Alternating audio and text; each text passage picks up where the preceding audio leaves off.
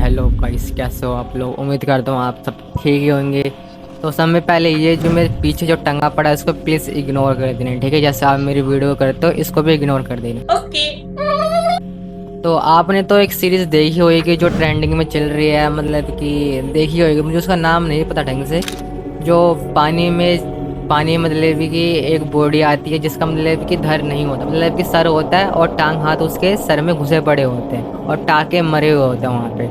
तो आप लोगों ने शायद से वो रील में देखी होगी या फिर वेब सीरीज़ पूरी देख ली होगी। तो खूनी मंडे ने उसका एक एनिमेटेड वीडियो लाया, तो हम उस पर रिएक्शन करेंगे, ठीक है, और देखेंगे आगे क्या होता है। तो फिर आज साथ में देखते हैं फिर क्या से क्या सीन होता है, ठीक है, आ जाओ। ओके, तो ये हमारा चांद उग चुका है जिस पे खूनी मंडे लिखा पड़ा है।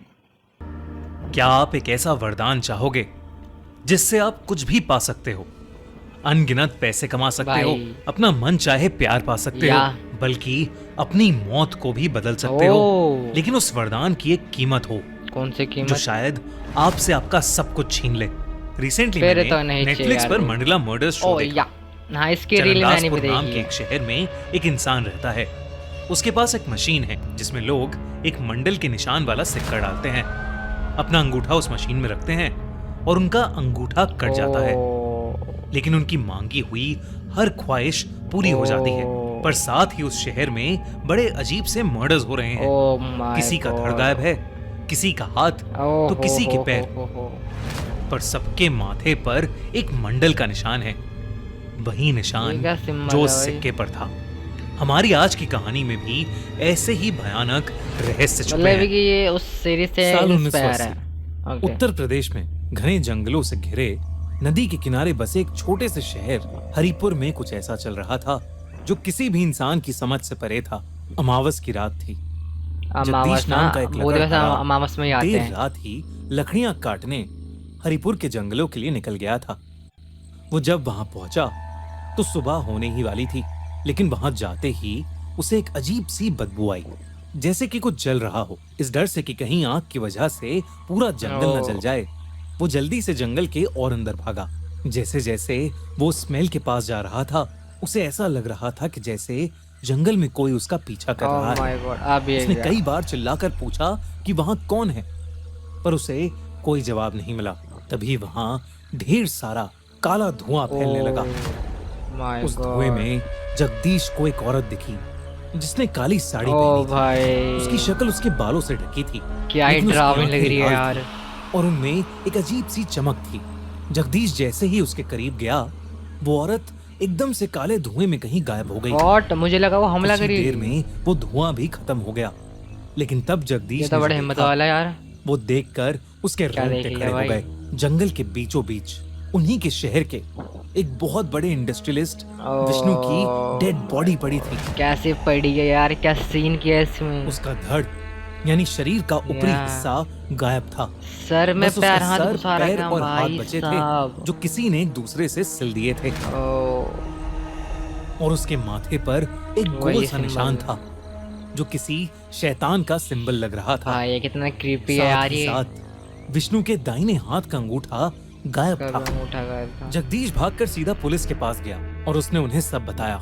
ये 2 महीने में दूसरा ऐसा केस था। ओ पिछली अमावस पुलिस को नदी के किनारे ऐसी ही एक और लाश मिली माय थी। गॉड। शहर के एक छोटे मोटे दुकानदार नीरज साहू की लाश। उसका भी दाहिने हाथ का अंगूठा नहीं था इसका भी नहीं और था। उसके माथे पर भी वही शैतानी निशान मिला था। इस केस की इन्वेस्टिगेशन ऑफिसर रवि देख रहे थे और ये केसेस देखकर उन्हें शक था कि उनके शहर में कुछ बहुत भयानक हो रहा है। पुलिस ने पूरा जंगल छान मारा, लेकिन उन्हें कुछ नहीं मिला। यही रवि ने होता है जब गाली, विष्णु देखो। और नीरज के केस के बारे में लोगों से पूछताछ की तो उन्हें पता चला कि विष्णु और नीरज दोनों का ही अंगूठा मर्डर से पहले ही कट चुका था। ये बात रवि को बहुत अजीब लगी। केस की इन्वेस्टिगेशन चल ही रही थी, पर अगली अमावस की रात हरिपुर उत्तर कुछ ऐसा प्रदेश। हुआ जिसने पूरे हरिपुर को हमेशा के लिए बदल दिया। उस रात अजय नाम का एक डॉक्टर काम करने के बाद हॉस्पिटल से घर वापस आया ही था। उसका हाल ही में कई साल बाद एक बेटा हुआ था। ओह आम दिनों से कांग्रेचुलेशन। हटकर उनके घर की सारी लाइट्स बंद थीं, सिवाय कुछ दियों के। दिया जल रहा अजय है। बार बार अपनी बीवी को बुलाता रहा, पर उसे कोई जवाब ही नहीं मिल रहा था। और तभी एकदम से उसे महसूस हुआ जैसे कोई उसे देख रहा है। ओह माय गॉड, वही। उसने दिया हाथ में पकड़कर जब इधर उधर घुमाया तो वहां कोई नहीं था। लेकिन तभी अचानक उसके सामने दो चमकती लाल आंखों वाली एक औरत आ गई। वही। उसे देखते ही अजय बेहद डर गया और उसके हाथ से दिया छूटकर नीचे गिर पड़ा। उसने जैसे तैसे घर की लाइट्स ऑन की तो उसे दिखा कि उसके सामने काली साड़ी में एक औरत खड़ी है। क्या ये इसकी बीवी है? जिसके बाल बिखरे हुए हैं और वो अपनी चमकती लाल आंखों से उसे देखे जा रही है। जैसे ही अजय ने पूछा कि वो कौन है, वो औरत हवा में कहीं ये भी गायब हो गई तभी कहीं अजय कहीं। को अपने बच्चे के जोर जोर से रोने की आवाज आई। वो भागकर अंदर बेडरूम में गया तो उसने देखा कि उसका बेटा उनके बिस्तर के बगल में thank बैठा रो God। रहा है और और बस उसी इनकी तरफ माँ? देख रहा है जहां से वो औरत गायब हुई। अजय जैसे ही अपने बेटे को उठाने के लिए नीचे झुका, उसका खून सूख गया। ओह माय गॉड, बेड इसकी के माँ। नीचे उसकी बीवी की लाश पड़ी थी, हाय। बिल्कुल उसी हालत में। उसका सर, उसके हाथ और उसके पैर एक दूसरे से जुड़े हुए थे, लेकिन उसका ऊपरी हिस्सा गायब था। उसके माथे पर वही शैतानी निशान बना था। अजय उसे देखते ही जोरों से रोने लगा। ये खबर तेजी से फैली और इंस्पेक्टर रवि अजय के घर पहुंचे। अजय की पत्नी का भी अंगूठा नहीं था। जब रवि ने अजय से इस बारे में पूछताछ की तो अजय ने उन्हें एक ऐसा सच बताया जिसे सुनते ही रवि का दिल दहल गया। अजय ने उसे बताया कि बहुत कोशिशों के बावजूद उनका बच्चा नहीं हो रहा था।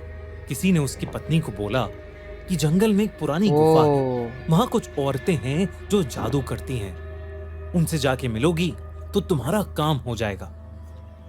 अजय और उसकी पत्नी ने सोचा कि वो ये भी आजमा के देखेंगे।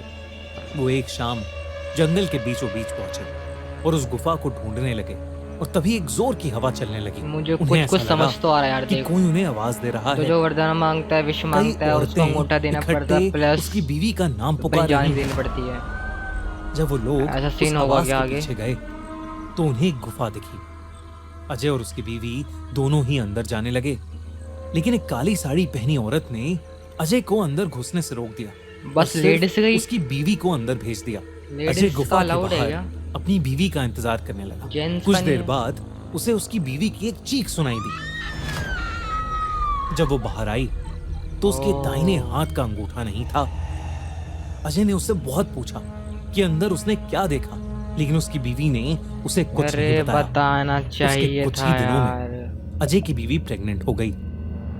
उनका बच्चा तो हुआ, लेकिन अजय की बीवी तब से ही अजीब ढंग से बर्ताव करने लगी थी, मानो कि वो किसी और के वश में ही हो।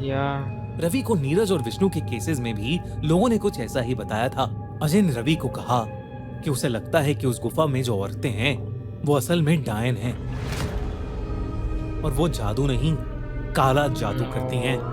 वो इंसान से उसका अंगूठा लेकर उसे अपने वश में नहीं मार देती है और फिर हर अमावस की रात वो किसी एक की बलि चढ़ा देती हैं। रवि इन सब चीजों में नहीं मानता था, पर जो भी उस शहर में हो रहा था उसने रवि की मान्यताओं पर कई सवाल खड़े कर दिए थे। जंगल की तलाशी लेते हुए एकदम से तेज हवा चलने लगी और जंगल में अंधेरा छा गया। रवि को किसी के चिल्लाने की आवाज आई और तभी एकदम से उसके सामने नीरज, विष्णु और डॉक्टर अजय की बीवी आ गए। वो तीनों एक उनकी आत्माएं थीं। उनका शरीर सफेद पड़ चुका था। इनकी आत्मा मुक्त नहीं हुई है गाइस, मुझे ऐसा लग रहा है। वो सब आत्माएं रवि के पास आ रही थीं, बातचीत होगी, लेकिन रवि के हवलदार को कुछ नहीं दिख रहा था। गॉड, ये कैसे भाई? तभी अचानक से वो आत्माएं हवा में कहीं गायब हो गईं। रवि को कुछ समझ नहीं आ रहा था। उसने घबराते हुए अपने हवलदार को सब बताया और उसे हट्टे कट्टे ऑफिसर्स और पास के लोगों को बुलाने के लिए कहा। हवलदार जैसे ही वहां से गया, जंगल में अंधेरा छा गया। रवि को कुछ औरतों की आवाज आने लगी जो उसका नाम पुकार रही थीं। जब वो उन आवाजों के पास गया तो उसे वही गुफा दिखी जिसके बारे में अजय ने उसे बताया था। उस गुफा में घुसते ही उसे एक अजीब सा काला धुआं दिखा जिसमें उसे वही काली साड़ी वाली औरत दिखी। क्या अब ये भी खत्म होने वाला है? रवि को अजय और जगदीश ने बताया था। उसकी लाल आंखें अभी भी उसके बिखरे बालों के बीच से चमक रही थीं। रवि उस औरत के पीछे पीछे उस गुफा में चला गया अरे जब वो नहीं जाना हवलदार था बे, कुछ लोगों को लेकर वापस अपने आया टीम के साथ तो जाना था उन्हें यार। जंगल के बीचों बीच रवि की डेड बॉडी मिली, बिल्कुल उसी हालत में, भाई सर, साहब दोनों हाथ और दोनों पैर एक साथ सिले नहीं हुए, जाना था और रवि के यार। माथे पर भी वही शैतानी निशान था, और उसके दाहिने हाथ का एक अंगूठा गायब था। इसके बाद सबको यकीन हो गया था कि उस जंगल में डायन रहती हैं, जो शैतान की पूजा करती हैं भाई और साहब मासूम लोगों की बलि चढ़ाती हैं।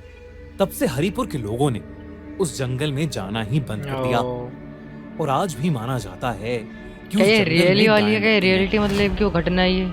इस केस का सच तो कभी सामने नहीं आ पाया, क्या? पर चरणदासपुर के मंडला मर्डर्स में इन्वेस्टिगेटिंग ऑफिसर रिया को पता चलता है कि ये कोई आम मर्डर्स नहीं है, बल्कि इससे जुड़े हैं कई डरावने और खतरनाक राज, ओ जो पूरी दुनिया को जड़ से हिलाने की ताकत भाई रखते हैं। साहब, क्या है वो राज? क्यों हो रहे हैं वो मर्डर्स? क्या इस सब के पीछे भी सच में शैतान, डायन या काला जादू है? जानने के लिए देखिए मंडला मर्डर्स। भाई बाप, मैं तो भाई एस एनिमेटेड देखने के बाद मैं तो नहीं देखने वाला, ठीक है। मैं वैसे भी नहीं देखता, अगर यूट्यूब पे अवेलेबल होती तो मैं देख लेता, बट मैं और भी नहीं देखने वाला ये एनिमेटेड देख के। तो ठीक है, इस वीडियो को यहीं खत्म करते हैं, मिलता है अगली वीडियो में। अगली वीडियो किस टॉपिक पर प्लीज़ कमेंट करके बता देना, ठीक है। जब तक के लिए बाय बाय।